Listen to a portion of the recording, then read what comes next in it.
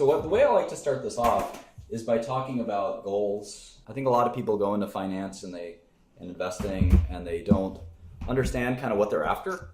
And I think they have some strange misconceptions about what finance and investing is. I think one of the biggest things that you have to understand about finance and investing is that it's not for everyone. I think there's this perception that because you can open a stock trading account that you can do it too. I'm going to unfortunately probably crush a lot of hopes and dreams right now.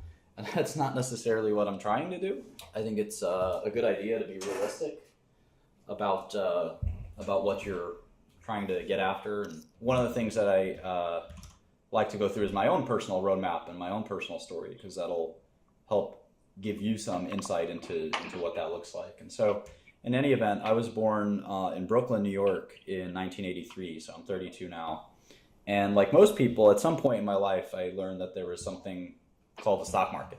And I'd say most people find it fascinating. Some people don't find it fascinating, they'll never interact with the stock market. But if you found it fascinating the second you were exposed to it like me, you wanted to learn everything about it. And I was probably about 12 or 13 years old when I learned that there was a stock market. And I begged my dad, who is an Albanian immigrant, to open a stock account for me.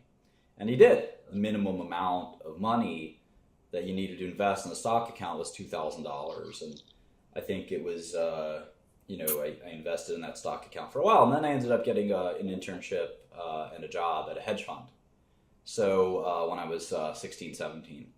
And that was an unusual early look into investing, working at a hedge fund. And I ended up staying in the hedge fund industry for some time. But I think what's important to understand is I never had any dreams of turning my initial investment into a lot of money. In fact, at the end of the day, what I understood and what I'm trying to tell you now is that when it comes to kind of this concept in the industry called OPM, or other people's money, and then you have a family office. There's sort of two options, right?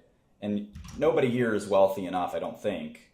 Most of you at least are not wealthy enough. I'm sure there's someone who is, but most of you are not wealthy enough to just have your own family investing office. And what that means is you don't have any investments from any third parties, you don't have any partners, you don't have any investors, it's just your money. And there's a few people who are like that. George Soros is a good example. I was in his office the other day. Carl Icahn, Michael Bloomberg, Bill Gates has a family office called Cascade. I heard if you call Bill Gates' family office Cascade, they hang up on you and they say, "How'd you get this number?" And they change the number. But like a few hundred people work there. And there's a handful of people that say, you know what, I don't even need investors. I'm just going to invest my own money. If you look at that list, that name, Soros, Icahn, Bloomberg, Dell, Cohen, and Gates, you are not that. You are not that. You will probably never be that. If you do want to succeed in investing, you're going to have to go the OPM route, other people's money, as we say. Other people's money. And that doesn't have to be people. It could be pension funds and banks. Companies. And, banks. Would you consider that other people's money? Sure, of course. It's not yours. Anything that's not yours is other people's money, right? It doesn't have to be people specifically. So who does this other people's money approach? Virtually everyone else. And so if you think about big hedge funds, OCZIF, Citadel, private equity, Carlyle, Fortress, even Berkshire Hathaway is technically only half owned by Warren Buffett. Even Warren Buffett, the richest man in the world, still invests other people's money. So the point I'm trying to make is that if you have any ideas of you taking your money and making it a huge fortune, I think it's probably really unlikely and a little crazy. There's certainly people who have done it, who have gone from zero to hero. I'll give you a few examples. There's a guy named Joe Lewis. If you're dead set on it, it's doable. I just don't recommend it. You look these people up. Joe Lewis was a currency trader. And even, I think he's probably the best example. I was going to say some people got their start, like Bruce Kovner is a really good example, who kind of got his start doing that and ended up sort of getting more family office-y. He was a family office. He went the other direction, as a matter of fact. So you can do it. It's very difficult and unlikely. The better option is to be to try to use your skills, have enough skills to get other people to pay you And so from my perspective, I tried to be as realistic as possible. I was 17 and I said, all right, I'm poor. If I save every penny I have, I'll still be poor. And what I need to do is find a way to stop being poor. And the best way to do that is to gain some skill that someone's going to pay me for. And that skill is not turning a little bit of money into a lot of money. That's very difficult to do, as I'll explain here in a second. The very best investors of all time, the very, very best investors of all time make about 20% annual returns. And that's on the high end. That's a miracle, 20% annual returns. Most of them are making 10 to 15% annual returns. Anything above 20%, I think a lot of people view as suspicious. And this is, you can certainly make more than 20%. What I'm referring to is when you're managing other people's money. It's very difficult to make more than 20% per year. Obviously, some years you'll be up 40%. Some years you'll have made no money, maybe even lost money. But in general, the idea that you can make more than 20% a year over the long run is fallacious at best. There are people who have done it. Renaissance Capital, for instance, Renaissance Technologies, made more than 50% annual returns for a long time. Having said that, they did it in a way, quantitative investing, that was more it's more of a business than an investing success. Are they just like using algorithms, or what's going on? Yeah, it's all algorithmic. Everyone asks about Renaissance. We'll talk about it at some point later. But if you look at Warren Buffett, right, widely considered to be the greatest investor of all time, his average annual return, I want to say, is something like 15%. It's not a miraculous return, so just keep that in mind. In any event, it's the power of compounding. That, I mean, obviously it's obvious, but 15% or 20% a year for 20 years compounds into a whole lot of money. Yeah, especially if you're getting fee income. That's the key. Is that if everyone says, well, what can I do with $2,000? What can I do with $20,000? What can I do with $50,000? Absolutely nothing. Absolutely nothing is the answer. Don't waste my time or your time thinking about it. If you want to be an investor, you have to become a great investor first, and then you can think about making money second. It doesn't work the other way around. You can't just ask people for stock tips or that's a good one, Gigi. You can take the $20,000 and go on a nice vacation, basically. But you gotta worry about getting your skills, and then hopefully someone pays you for your skill. So yeah, for a long time you'll be sort of getting fees instead of making your own money, which is or making money on your own money, which I think is actually great, because the thing about fee income is you could be wrong on your advice and you still get paid, which obviously isn't a great thing. But if you're let's say you're an analyst at a hedge fund and you're making, I don't know, $1 million a year because you're a good analyst, and for 5 years you make $1 million a year, and then your 6th year you make the stupidest recommendation. You say, I want you to go long. I'll pick something that went down a lot. I want you to go long oil stocks, and you lose the firm $100 million, and they fire you, but you still have $5 million in the bank that you made last 5 years. So you basically got 6 years of work where you lost your company money, and you still got paid $5 million. Obviously, that's not a good place to be. No one wants to have done that.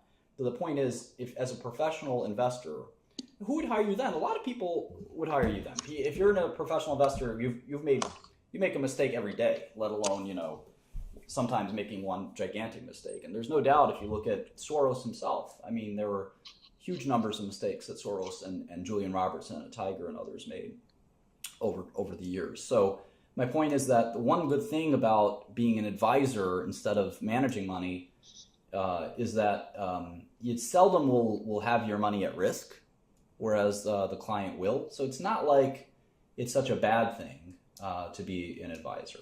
And then finally, I mean, the idea that your advice has to be worth something to someone before it can be valuable to yourself, I think that makes sense, right? From my perspective, I sort of said, well, I can try to invest my own money, my tiny amount of money, but why would I do that if someone else isn't willing to pay me for my advice? I mean, if I'm so good at this, there should be, and there's a free market out there, there should be someone who's willing to pay me and say, okay, I want to know what biotech stocks that you like, or what oil stocks do you think are good shorts, or what trades to do. I think that made a lot of sense to me as a kid, is that before I can invest someone else's money, someone should be paying me for at least some advice, one good stock pick a year, something like that, where it would make sense that I would be able to provide advice. And I also recognized as a child that, I couldn't become an expert. There's no way that I, a 17, 18-year-old, could just look at this and become an expert in, a year or 2 years. I understood that it would take 5, 10 years. And again, that's a good reason why it made sense to sort of take money as, to make money as an apprentice, to make money as an analyst, not to be the head honcho. That didn't make a lot of sense to me. And if I did it all over again, I probably would have stayed in that kind of vice president type, role, instead of being the big boss even longer than I did. So in any event, that's kind of it's the way my personal roadmap worked. I really like to point out that a modest rate of return is what you should be modeling out. There are large return strategies that exist very briefly, and they're mostly discovered by luck and not a systematic approach. So I know a lot of people, in fact, here's some commenting right now, so-and-so turned $2,000 into $7 million. Look, these things do happen, but they're, like I said, they're not systematic. They're luck. Yes, there's one person out of 20,000 people that try, they get a few trades, in a row right, and they'll make some money, and then they'll lose it again. And if they don't lose it again, it doesn't mean anything to you. You don't want to make money because you're lucky. You want to make money because you're good. And you have an approach that will work, whether it's a bull market or bear market, or you got lucky or you didn't get lucky, or whatever the results may be. We're looking for a very long-term 50, 60-year approach that will work until the day we die, and we'll be getting a good, not an exceptional or insane, but a good, healthy rate of return for a long time. I'd be happy to make 7% annual returns the rest of my life. That would be an enormous return, in fact. And I think I'll tell you all about my theories on this, that I actually think that a 7% return is a very difficult return to generate over the long run. This is the hardest thing in finance. A lot of people are bad at planning their career, and I would include myself in that as well. I spend a lot of time spinning my wheels, as they say, kind of running to stand in place, or whatever you want to say. Wasting time. And I think that's normal. There's a lot of people that do that before they really hit their stride, so to speak. And I think that that poor planning is difficult. And one of the biggest things is this soul-searching concept. It's very hard to know at a young age if you want to look at stocks for the rest of your life. You can't, it's sort of like when you ask a child what they want to be when they grow up, and they say astronaut, and then 5 years later you ask them about their astronaut dreams, and they don't know what you're talking about. It's not that different when you're 21 and you're out of college and your first job is an investment banker or a hedge fund analyst, and do you really want to do that for the next 20 years? And the answer is probably not. So for me, I thought I really liked stocks, and then I changed my mind. I really liked starting drug companies. I might change my mind again. And I think just being cognizant of that is sort of a difficult and tough thing to do, and it takes a lot of sort of stamina to do that. And most importantly, I think you have to have a Socratic attitude towards what your own strengths and weaknesses are. For instance, one of the things I didn't realize early on is that I happen to be extremely creative as an investor. And that's not something that I appreciated or understood early on. And it turns out creativity is extremely important in investing. But discipline is important too. And you had to be Socratic about whether or not you're good at everything. And nobody's good at everything. Everyone has some weaknesses. And for me, discipline was certainly one of my weaknesses. Another strength I had was work ethic. I could put in 100 hours of work, no problem, and I'd enjoy it. A lot of people couldn't do that. But I had other weaknesses as well. I was certainly early in my career, I was very immature and kind of my interpersonal skills weren't very good. Nowadays, I get along with everyone. But back then, I could be kind of a prick and a bit arrogant as well. And those are things that I kind of learned over time weren't beneficial to me, and probably were still, probably were not only not beneficial to me, but as an investor, but not beneficial to me as a person. So I've gotten a lot better in the workplace, being a friendly person that can collaborate and cooperate with people. So in any event, you have to take this self-assessment, and then the question is, can your career fit into that self-assessment? And it's hard. I think I'm a perceptive person, and I still didn't realize that looking at the stock market for the rest of my life probably was not going to be something I wanted to do. And I still look at the stock market, but the stock market went from in my mind, from being super zoomed in on it and really focused on it, I kind of zoomed out and said, there are actually other investment type opportunities out there that I'm interested in. The second biggest mistake, I guess, that I think people make, and I see this, it's much more subtle, but I see this in people who are 30, 40, 50, 60 years old. And it's a refusal to admit that the way you've made money for any period of time up until then was an accident. And that is something that I know people who made money for 5 years in the market. They did really well. They made maybe $20 million. And they are still running the same strategy for the next 30 years. And it doesn't make them a dime. And I feel terrible for these people, because there are moments in time where volatility is super expensive, right? For 5 years, volatility will be super expensive. And anyone who shorted volatility for those 5 years made a fortune. But then volatility will be perfectly arbitrage for the next 30 years. And you can't predict this stuff. And that person will label themselves, I'm the best volatility trader.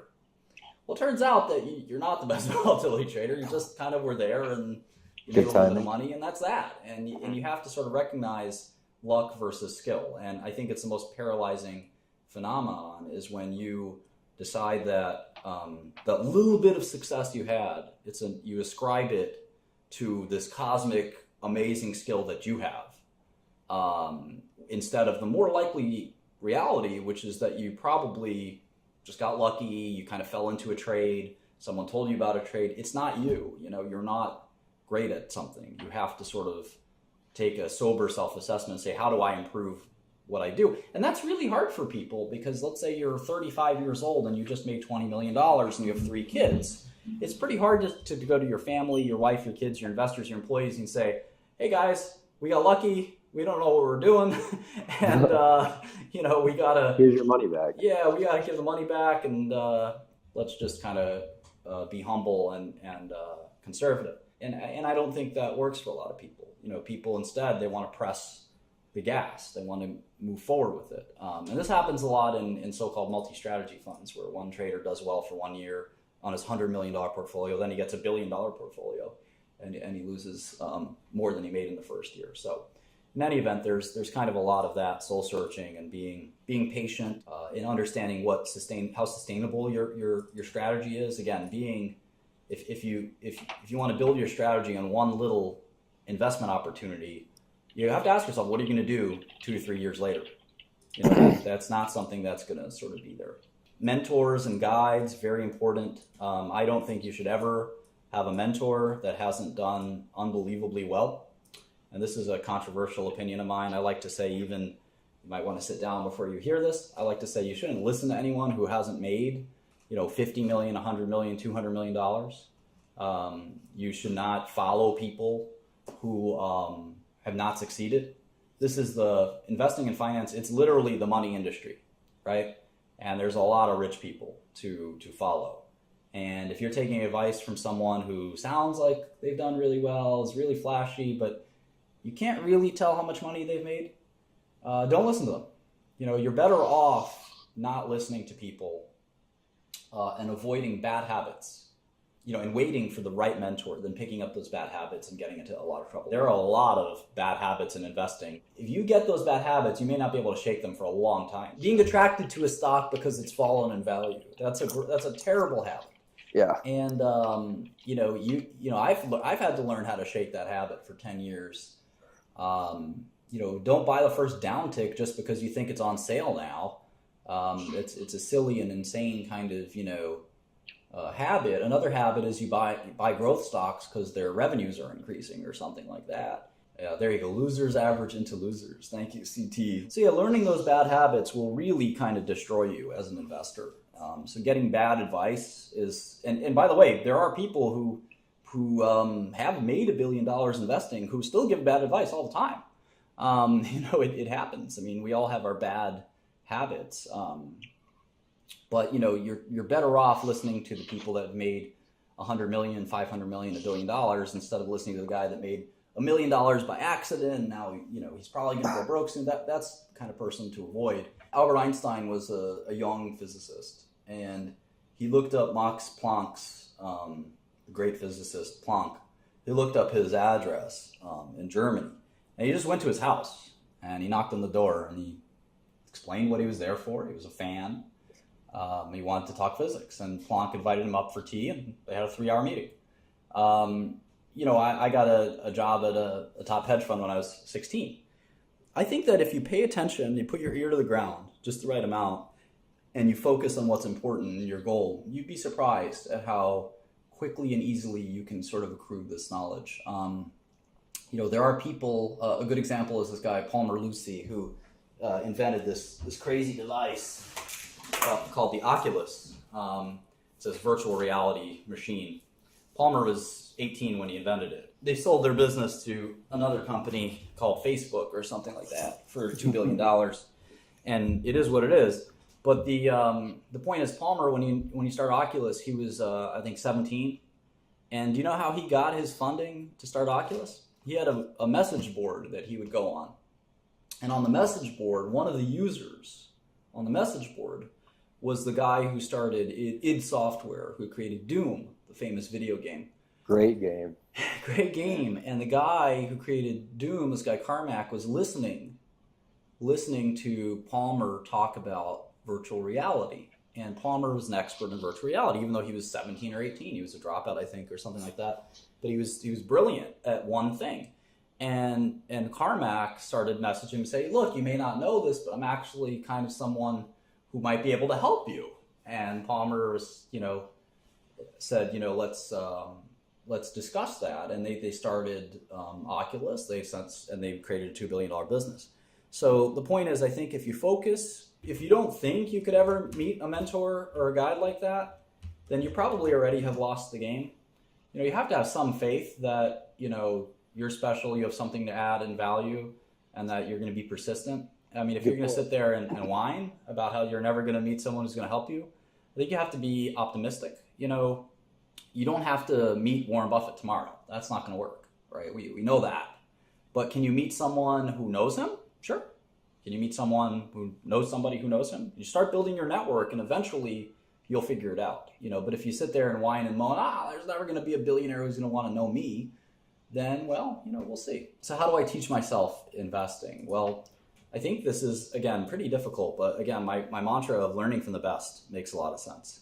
I think Warren Buffett and Charlie Munger are my two choices for the best people to learn from. I think if you want to, there's no one better to learn from than the richest person in the world, and that person is willing to write huge amounts of information on investing, which is what Buffett and Munger have done.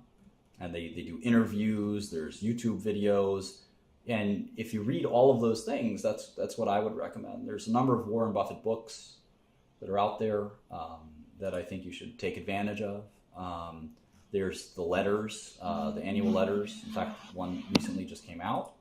And then you can also read his old hedge fund letters, which I think are even more instructive. So if you haven't read those, you're not, I think, ready to be an investor. And then certainly, Carl Icahn, all these other folks. I would just try to read everything I can about all of these famous investors, and don't limit yourself to one asset class. You can learn a lot about stock investing from real estate, private equity, venture capital investors. It definitely is important. What are some good things you can read other than just sort of, staying abreast of, your favorite investors? I wouldn't recommend many textbooks. There's one textbook that I got as a child. For my 14th birthday, I asked my dad for this textbook. It's called Shkreli and Meyer's Corporate Finance Textbook. That's the kind of one textbook that I think is important. It makes sense to sort of understand and learn how to discount cash flows. And that's sort of the present value concept that we'll go through in a minute. It's the most important thing in finance, is understanding the value of a series of cash flows. Yeah, that textbook is still being used. So I'm glad 18 years later, 14 years, 18 years later, that's the only kind of textbook I would recommend. I think that all of finance, a whole major in school can be taught pretty much in 10 minutes in one formula. So I regretted being a finance major myself. If you want to get really interested in some really advanced parts of finance, I think you can definitely go to the Journal of Finance. And this is where it gets a little more complicated. Journal of Finance is a good example of a very kind of technical manual. Here's just flip to page 2113, retrospective inference and equilibrium prices, and they list this gigantic math formula that I think you'd have to be a PhD in math to understand, or something like that. And finance can get more complicated than just the Brilliant-Myers textbook. But somewhere more practical in the middle is 𝗕𝗢𝗏𝗏's work. 𝗕𝗢𝗏 is a professor here at NYU, and I think that his website is probably one of the best finance websites there is. Like most professors, he doesn't have any practical kind of experience or knowledge in investing. But he is kind of one of the value gurus, or valuation gurus, I should say.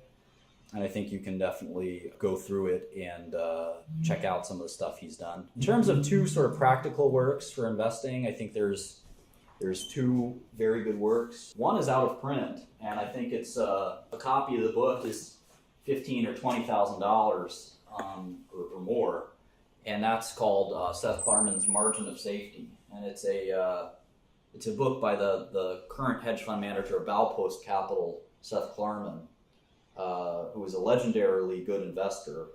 And when Warren Buffett was asked, what investors do you like, he couldn't think of any, and then he said, Seth Klarman, maybe, which is, I think, very telling. He wouldn't really recommend anyone.